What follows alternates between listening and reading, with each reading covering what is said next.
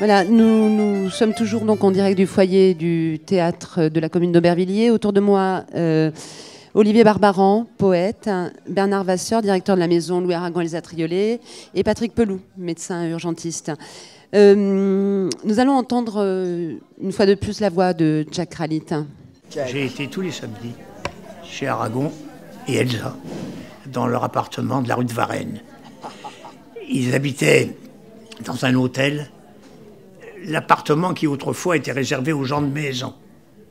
Ça dit aussi leur simplicité. Il faut dire d'ailleurs qu'Aragon ne gagnait pas beaucoup. Il a commencé à gagner un peu d'argent avec ses livres, avec la Semaine Sainte. Avant, non.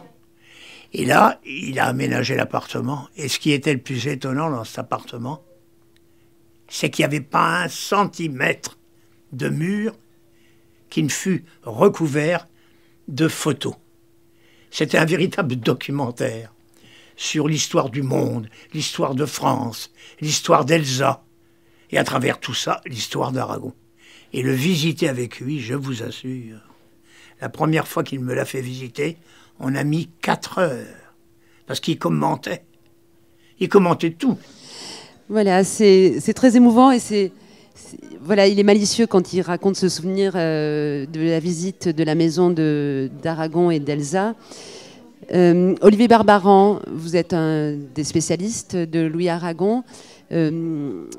Jacques aimait beaucoup parler des 3 V, c'est-à-dire Villars, Vitesse, Victor Hugo, et puis d'Aragon, chez qui il se nourrissait, chez qui il trouvait 1000 raisons de continuer d'espérer, de se battre, de résister, d'être libre, de ferrailler avec la vie, avec la pensée, avec... voilà. Et comment vous vous êtes rencontrés avec Jack à maintes occasions, et vous aviez en commun ce poète-là? C'est Aragon qui a servi de point commun, de trait commun à l'initiative de Jacques, parce que, intimidé comme vous pouvez l'être devant une figure aussi historique, je n'ai jamais osé prendre l'initiative. Un jour, le téléphone a sonné chez moi, et de façon inattendue, j'ai entendu, c'est Jack Rallit.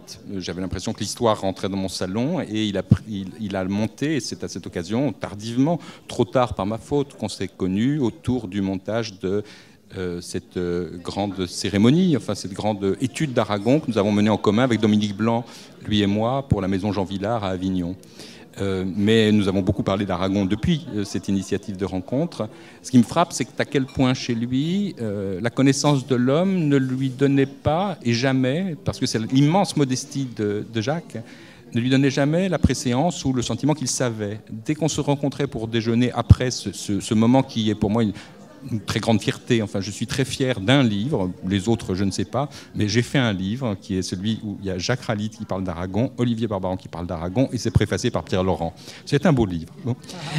Mais au-delà de ce livre-là, quand on se retrouvait pour déjeuner ensemble régulièrement, pendant les 5 années qu'a duré trop tardive notre amitié, Jacques commençait par me dire « J'ai relu un truc d'Aragon, je voudrais savoir ce que ça signifie pour vous. » Bon. Ou bien « Qu'est-ce qu'il y a à lire maintenant ?» Et cet homme d'une immense culture se positionnait toujours dans l'enthousiasme et en train d'apprendre sur Aragon. Donc il a été le trait commun, mais nous avons parlé avec Jacques en permanence de poésie, parce que aucun homme politique n'a été habité comme lui par la poésie, aucun n'a incarné à la fois la demande de la culture, mais en même temps le goût pour la culture. Le souvenir qui me revient, il y en a 2. Il y en a un que je trouve vraiment très émouvant, dans le très long discours où j'avais une mission que je trouve très importante, dans la cour venteuse de la maison Jean Villars, les immenses papiers avec lesquels il déployait toute sa mémoire d'Aragon s'envolaient. Et j'étais chargé de maintenir les papiers de Jack Rallit. Je crois que c'est une des fonctions aussi les plus importantes de ma vie. J'aurais tenu les papiers du discours de Jacques. Il était intarissable sur Aragon, mais toujours dans une sorte d'émerveillement. Et ce que je trouve le plus beau chez lui, ce qui me revient le plus de lui, c'est qu'on lui reproche parfois, ou en tout cas on a tous noté, combien son discours était constamment plein de citations. Mais ce n'étaient jamais des citations de cuistre, jamais des citations de quelqu'un qui est tellement savant qu'il en met. C'était des citations non pas d'autorité, mais d'admiration. Pourquoi parler si une voix plus forte et plus belle peut parler à ma place ? Et donc Aragon était l'un des traits communs, peut-être le plus flamboyant entre nous, celui qui a permis la rencontre, grâce à Jacques, parce que c'est lui qui allait vers les autres. Mais au-delà d'Aragon, c'est l'amour pour ce que la langue peut ouvrir de portes et de fenêtres pour nous, Et je dois avouer que la concomitance entre la disparition de Jacques et ce que nous avons appris du ministère de la Culture me fait dire qu'il y a une triste époque et que nous avons une seule chose à faire, c'est relever l'enthousiasme de Jacques. Merci. On va peut-être continuer sur Aragon. Enfin, Patrick Pelloux, quand même, vous l'avez rencontré peut-être pas par Aragon, mais c'est vrai qu'il c'était un homme, Jacques Ralite, qui portait haut les choses de l'esprit. Et quand il a été nommé ministre de la Santé, il a dit, bon, il y a les choses de l'esprit, et puis il y a le corps, et ça va ensemble. Il faut en prendre soin. Racontez-nous un peu votre rencontre avec Jacques. Ma rencontre avec Jacques Ralite, ça a été au Cabaret Sauvage qu'avait monté Charlet et Dino au début des années 90. Et moi, j'ai fait mes études dans les années 80. Et en fait, très tôt dans le milieu, pas majoritaire, le milieu hospitalier des médecins, la gauche existait, et on savait combien Jacques Ralite, parce que tout le monde l'a un peu oublié, mais a été un très grand ministre de la Santé. Pour deux faits marquants: l'arrivée du statut de praticien hospitalier qui donnait enfin aux médecins hospitaliers lambda un statut et une reconnaissance sociale. C'est Jacques Ralite qui l'a fait. Et deuxièmement, les problématiques de santé publique. Et en fait, moi, j'avais été ravi, je l'avais vu, il y avait Charlet et Dino qui faisaient leur spectacle, et je l'ai vu dans la salle. Et j'ai eu besoin d'aller lui dire, écoutez, moi, je vous admire, parce que je voyais après tout l'élan qu'il avait sur la culture. Parce qu'il ne faut pas oublier que quand il y a eu le premier gouvernement de François Mitterrand, en fait, Jacques Ralite pensait devenir ministre de la Culture. Et il a été ministre de la Santé. Ce qui, pour moi, a été... En gros, il y a trois ministres de la Santé qui ont compté dans le système de santé français. Simone Veil, bien sûr, avec le droit des femmes, l'avortement. Jacques Ralite, le statut des médecins hospitaliers et le développement de la santé publique. Et troisièmement, Robert Debré pour la naissance des hôpitaux universitaires. Ces trois personnalités dans le monde de la santé étaient intimement liées.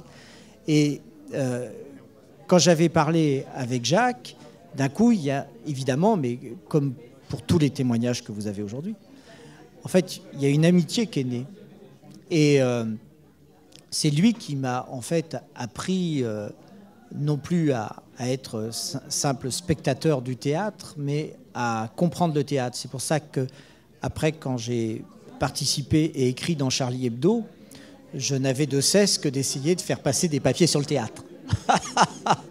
Bien mal écrit par rapport au maître. Mais vous savez, ce qui est passionnant dans ce genre d'émission, c'est qu'en fait, dès qu'on commence à attraper le fil du souvenir, il y en a d'autres qui arrivent. Je vais vous raconter un truc qui m'est arrivé. C'était en 2003, les Têtes Raides avaient créé le chaos social pour essayer d'endiguer la montée du Front National. Et on avait fait un chaos social à quelques mètres d'ici, au Zénith, d'accord ? Et Jacques m'avait accompagné.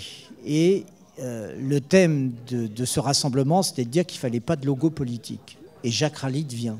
Et d'un coup, moi je dis, ça serait bien que Jacques Ralite parle. Donc évidemment, tu avais des associations qui disent non, Jacques Ralite est communiste, pas question qu'il parle. Et tu as les Têtes Raides qui ont dit non, il faut que Ralite parle. Et d'un coup, toutes les autres associations, toutes, ont dit pas question de donner du temps de parole. Et moi j'ai dit, bah écoutez, je vais donner, j'avais 3 minutes, j'ai dit, bah écoutez, je donne 1 minute 50 à Jacques Ralite pour prendre la parole. Parce que Jacques, c'était la culture, c'était le chaos social. Enfin, c'est tout ce que Jacques aimait, tu vois. Puis il y avait cette jeunesse, et Jacques était jeune. De toute façon, il était jeune. Il était trop jeune pour mourir, d'ailleurs, là.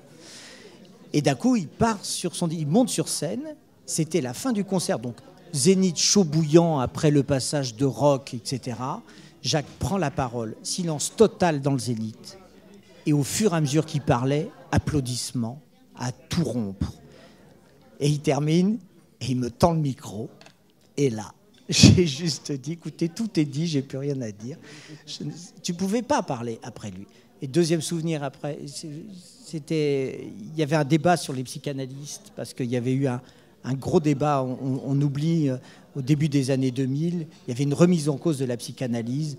Et Miller avait organisé un colloque, c'était aux Arts et Métiers. où Jacques était venu prendre la parole. Et je me souviens, il avait fait un discours, mais transcendantal de toutes les valeurs philosophiques, médicales, psychanalytiques, un truc, mais d'une lumière incroyable. Et à chaque fois, je prenais une leçon sur le discours. Et il a pris ses papiers, il m'a dit, je vous les donne. Et je les ai gardés. Et là, en fait, si vous voulez, la dernière fois que je l'ai vu, c'était le 20 octobre. Il était en train de reclasser tous ses discours. Et moi, je lui disais, bah oui, il faut les discours. Mais je lui dis, à chaque fois, vous écriviez des discours. Il me dit, à chaque fois, il faut écrire ces discours. Vous devez à chaque fois les écrire. Là, je venais de recevoir une leçon du maître, quoi. Et voilà, moi, j'avais un amour fou pour cet homme. Et il aurait été très heureux de l'hommage qu'on lui rend aujourd'hui et de toutes ces personnes qui viennent. Mais vous savez, maintenant, on va tous avoir un bout de Jacques Ralite. Et il faut absolument le faire vivre comme ça. Merci Patrick Pelloux. À ce propos, quand il était député au moment où s'est votée la loi sur l'IVG, au moment de la mort de Simone Veil, j'ai Jacques au bout du film qui écrivait un texte pour l'humanité. Et il me dit, j'ai eu une discussion avec Simone Veil et c'est moi qui fais enlever le mot avortement pour mettre interruption volontaire de grossesse. Et ça changeait tout. Et il avait raison. On en revient à Aragon, mais tous les chemins mènent à Aragon et à Jacques Ralite. Bernard Vasseur, vous êtes donc le directeur de la maison Louis Aragon et Elsa Triolet à Saint-Arnoux. C'est un lieu merveilleux. Jacques y allait souvent pour, non pas s'y recueillir, mais pour travailler, réfléchir et se renourrir des mots d'Aragon. Oui, alors pour faire la liaison avec Patrick, moi, il y a une formule de lui que j'aimais beaucoup, qui était de lui. Cette fois, c'est quand il a été nommé ministre de la Santé, il avait dit, mais vous savez, et que des gens s'en étonnaient, il avait dit, mais vous savez, même dans le sang, il y a des globules rouges. Bon. Et voilà, mais j'en viens à Aragon. Et alors, il était un des membres fondateurs de l'association qui s'occupe aujourd'hui de programmer les initiatives, de recevoir le public, de programmer les initiatives de la maison Aragon. Et il y était donc très très souvent, il venait régulièrement, il venait aux initiatives. C'est là que j'ai eu l'occasion, il est venu avec vous et c'est là que j'ai eu l'occasion de faire votre connaissance, que je connaissais par la télé, mais enfin voilà. Et Aragon... moi, pour Jacques, c'était des coups de téléphone quasi quotidiens. Et très souvent, ce que je retiens, c'est beaucoup de choses, naturellement, mais bon, puisque je suis un peu sur le créneau Aragon, ce que je retiens, c'est les vers qu'on se disait souvent le matin. Et pour terminer une conversation téléphonique, parfois très longue et c'était ce qui illuminait nos journées, au fond. Il m'avait dit ça un jour. Ah, allez, tu vois, pof, et ce soir, eh bien, la rose n'est du mal qu'à le rosier, mais elle est la rose. Voilà. C'est une des dernières fois qu'on s'est parlé au téléphone avant son malaise. Et voilà, Aragon était présent. Il m'appelait aussi pour me dire, un peu comme pour toi, Olivier... Or, je dois faire un discours là-dessus. Toi qui connais bien Aragon, t'as pas un texte de lui là-dessus? Il n'a pas parlé de ça à un moment de sa vie ou voilà bon, enfin, c'était Aragon pour lui. C'était l'admiration. Et je partage ce que tu disais, Olivier, sur les citations.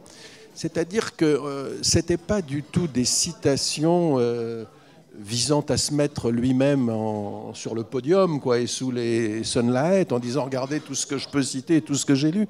C'était, je crois, une preuve d'humilité.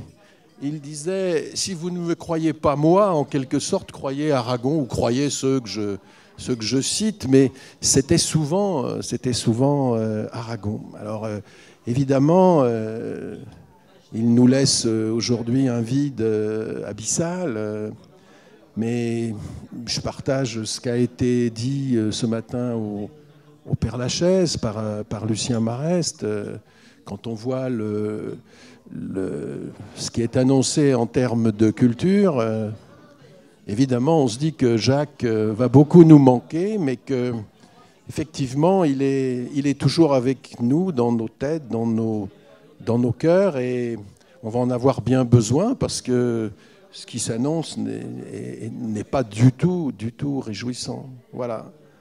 Donc oui, la maison Aragon, il venait très souvent à Saint-Arnoux, il y passait des journées, il aimait marcher dans le parc, il aimait se promener et en revenir, enfin dans un esprit aragonien, quoi. Voilà.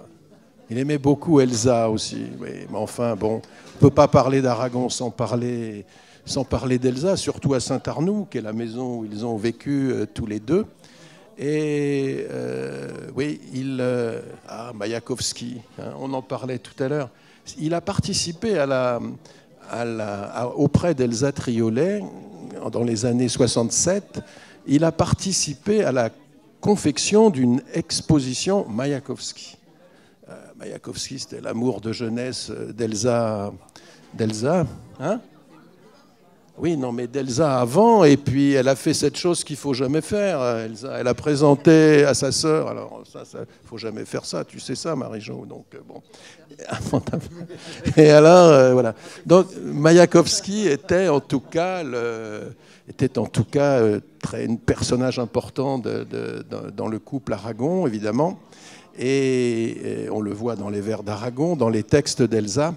Et Jacques a été l'artisan de cette exposition qui a tourné un peu en France. Et puis après, elle devait normalement partir en Union soviétique. Et puis comme il y a eu des tas de problèmes à ce moment-là, il y en avait déjà eu avant, mais enfin bon, sur les libertés, les intellos, etc. Eh bien finalement, il a tenu à ce qu'elle reste ici. Voilà. Merci Bernard. C'est vrai que vous parliez d'Elsa, on parle toujours d'Aragon et pas d'Elsa, mais il l'aimait beaucoup, il appréciait sa littérature, il trouvait qu'elle était d'une modernité, toujours un peu à l'avant-garde et à la pointe de ce qui pouvait paraître de neuf dans la création, dans le monde. J'ai là, parce que Jacques m'avait remis il y a quelques années son petit recueil, un de ses recueils de citations, et c'est vrai que quand on le parcourt, on y voit beaucoup de poètes, mais pas que. Aragon, Reverdy, mais Soulages, Michaud, Saint-John Perse, Mallarmé, Péguy, alors là c'est des poètes, Apollinaire, mais aussi notre ami Pierre Boulez, Henri Matisse, enfin il allait chercher partout. Et c'était pas, comme vous le disiez très justement, Olivier ou Bernard, pour la décoration, c'était parce que ça irriguait profondément la pensée. Et je pense qu'il avait cette volonté, quand il s'adressait au peuple, que ce soit dans un meeting, dans une réunion plus restreinte, d'élever toujours la pensée politique. Hein. Et la poésie, les poètes l'aidaient beaucoup. Olivier Barbaran, peut-être un dernier mot ? Oui, ce qui me frappe, et pour leçon, au-delà de tous les combats que tout le monde connaît, au-delà de la culture immense qui est la sienne, c'est quand même l'état d'une parole. Moi, ce que je retiendrai maintenant, c'est une parole bouillonnante. Vous disiez tout à l'heure, effectivement, il faut toujours écrire, mais il n'écrivait pas pour venir dire un texte. Il écrivait pour mieux le dire. Et ce qu'il y a de très émouvant dans toutes ces citations, quand il faisait appel à la poésie, c'est que la poésie sortait comme elle était sortie du poète, ou comme elle sort en tout cas dans le cœur d'un grand lecteur. C'est-à-dire que la parole de Jacques, au-delà même de son goût pour la culture, elle était dans sa forme même une parole poétique, parce que c'est une parole vive de quelqu'un qui n'écrit que pour parler, pour nous parler. Et cette fraîcheur de Jacques, cette fraîcheur de la langue, cet amour de la langue qui fait que le discours politique n'est pas seulement un discours de la culture ou sur la culture, c'est un discours porté par cette vie. C'est de la parole vivante, c'était un geyser. Messieurs, merci beaucoup. J'accélère un petit peu parce que la cérémonie à côté va commencer. Bernard Vasseur, Olivier Barbaran, Patrick Pelloux, merci.